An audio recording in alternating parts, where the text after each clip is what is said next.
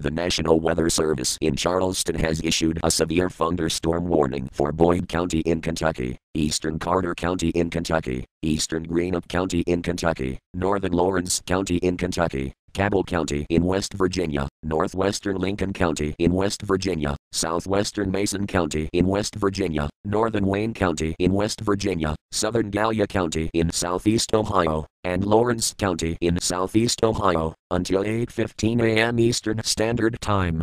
At 7:08 a.m. Eastern Standard Time, National Weather Service Doppler radar indicated a severe thunderstorm capable of producing quarter-sized hail and destructive winds in excess of 70 miles per hour. This storm was located near Old Town, or 6 miles northeast of Grayson, moving east at 60 miles per hour.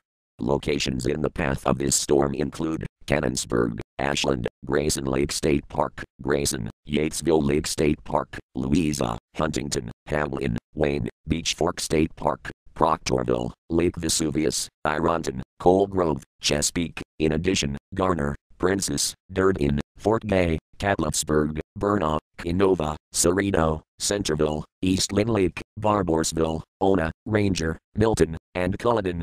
This storm will also impact the following interstates: I-64 between mile markers 164 and 191 in Kentucky, and between mile markers 1 and 31 in West Virginia.